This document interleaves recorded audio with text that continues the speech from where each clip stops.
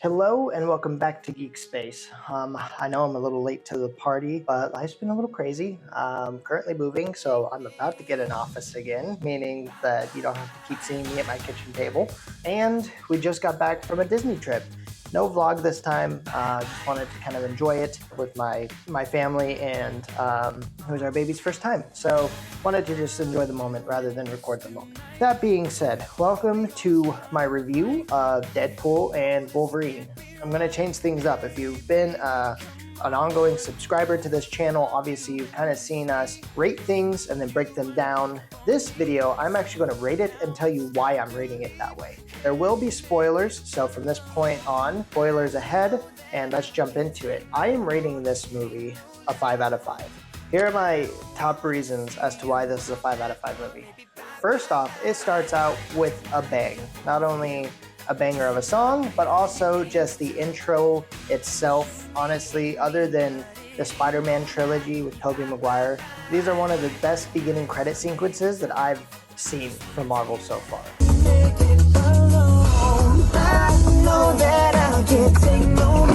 Deadpool dancing to NSYNC's Bye Bye Bye while fighting off a bunch of TVA. It is film gold. I mean, this scene is awesome.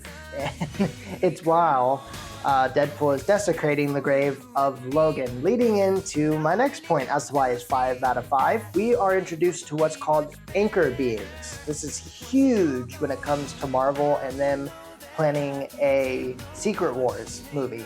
Anchor beings are beings in which are so important to the timeline that if they die, their entire timeline will cease to exist.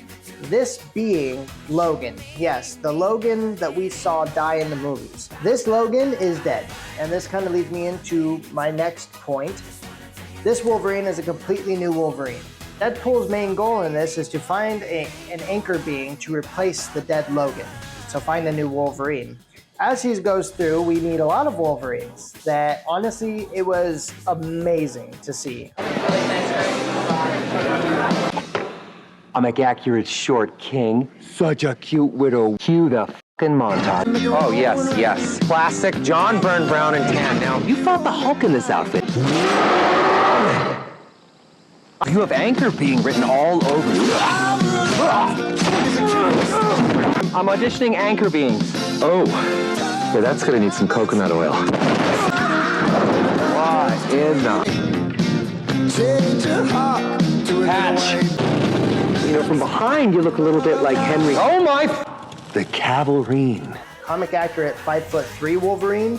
I'm a little sad that it wasn't Daniel Radcliffe, but I thought it was really funny to see them CGI Hugh Jackman down to 5'3". That was hilarious. We got the Cavalrine. I'm sorry. I need to see a lot more of Henry Cavill as Wolverine. That was amazing, and he did his total fist reload to put the claws out. Oh, it was amazing. It was amazing. That scene in itself was a 5 out of 5 scene, and there are just more to come. That being said, we then are met with the other protagonist of this movie, the Wolverine that helps Deadpool save his timeline from Paradox and the TVA. Deadpool brings this Wolverine back to the TVA, says I found a new anchor being.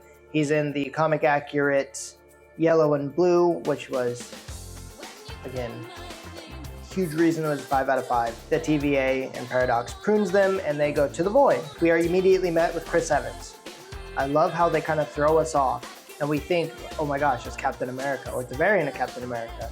And then when he's about to say Avengers Assemble, his famous line that we waited movies and years for him to say, he then says, say it! Say what? Avengers Assemble!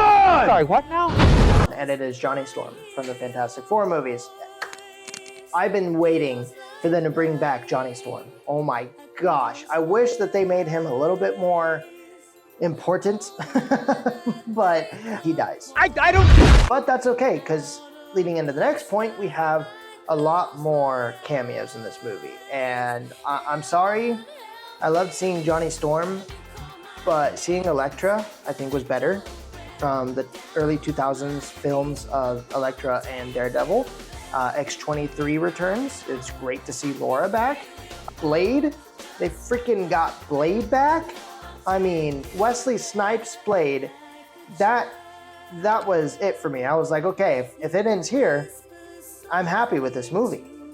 And then they introduced Channing Tatum as Gambit. Oh my gosh. Everybody is going to either love this or say that this is just Marvel trying to please the fans. I don't care what it is. I mean, since they announced that the Gambit movie was coming out with Channing Tatum, I've been so excited to see him as Gambit, and now we got it. And oh my gosh, the interaction between Deadpool and Gambit was freaking hilarious. I didn't come on over that. Don't gonna come on with it. I'm so sorry, beautiful. I want this to be gentle. Who is your dialect coach? The Minions? Then, to make my final point, Hugh Jackman did so amazing. I mean, we saw the comic accurate suit. We saw the cowl. I mean, Hugh Jackman is Wolverine. I want to see Henry Cavill as Wolverine. I really, really do.